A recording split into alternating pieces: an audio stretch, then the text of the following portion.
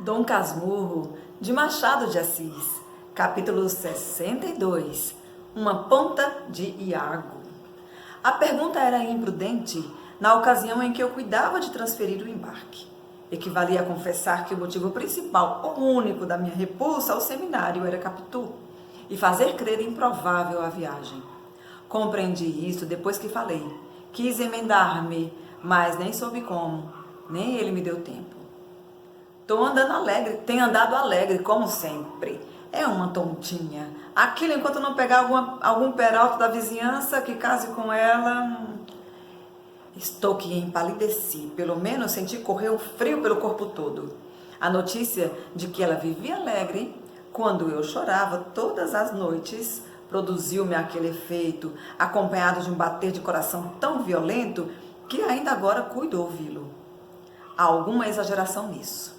Mas o discurso humano é assim mesmo, um composto de partes excessivas e partes diminutas, que se compensam ajustando-se. Por outro lado, se entendermos que a audiência aqui não é das orelhas, senão da memória, chegaremos à exata verdade. A minha memória ouve ainda agora as pancadas do coração daquele instante. Não esqueças que era a emoção do primeiro amor. Estive quase a perguntar a José Dias que me explicasse a alegria de Capitu, que é que ela fazia, se vivia rindo, cantando ou pulando, mas retive-me a tempo e depois outra ideia. Outra ideia não, um sentimento cruel e desconhecido, o puro ciúme, leitor das minhas entranhas. Tal foi o que me mordeu ao repetir comigo as palavras do José Dias, algum peralta da vizinhança. Em verdade, nunca pensara em tal desastre. Vivia tão nela, dela e para ela, que a intervenção de um peralta era como uma noção sem realidade. Nunca me acudiu que havia peraltas na vizinhança. Variedade e feitio, grandes passeadores das tardes. Agora lembrava-me de que alguns olhavam para Capitu.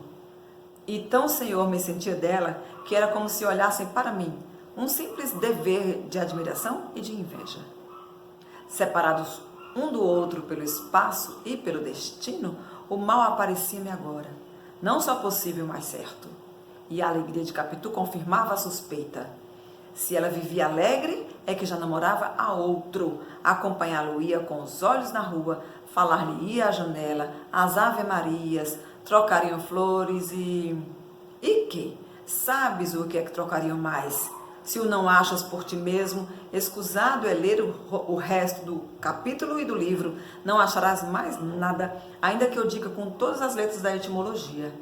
Mas se o achaste, compreenderás que eu, depois de estremecer, tivesse um ímpeto de atirar-me pelo portão afora, descer o resto da ladeira, correr, chegar à casa do Pádua, agarrar Capitu e intimar-lhe que me confessasse quantos a lhe dera o peralta da vizinhança. Não fiz nada. Os mesmos sonhos que ora conto não tiveram naqueles 3 ou 4 minutos esta lógica de movimentos e pensamentos. Eram soltos, emendados e mal emendados, com o desenho truncado e torto, uma confusão, um turbilhão que me cegava e ensurdecia. Quando tornei a mim, José Dias concluía uma frase, cujo princípio não ouvi, e o mesmo fim era vago. A conta que dará de si. Que conta e quem? Cuidei naturalmente que falava ainda de Capitu e quis perguntar-lhe, mas a vontade morreu ao nascer, como tantas outras gerações delas. Limitei-me a inquirir do agregado quando é que iria à casa ver minha mãe. Estou com saudade de mamãe, posso ir já esta semana? Vai sábado. Sábado? Ah, sim. Peça à mamãe que me mande buscar sábado. Sábado? Este sábado, não? Que me mande buscar sem falta. Agora um comentário pequeno, tá, gente? Um comentário aqui. Quando Bentinho se refere aos peraltas da vizinhança que por acaso olhavam para Capitu, ele disse, olhar para ela era como se olhasse para mim. Vamos pensar no egocentrismo de Bentinho e em que se fundamenta o ciúme de Bentinho. A grande questão é o ciúme de Bentinho. Lembrando que Bentinho é o narrador dessa história.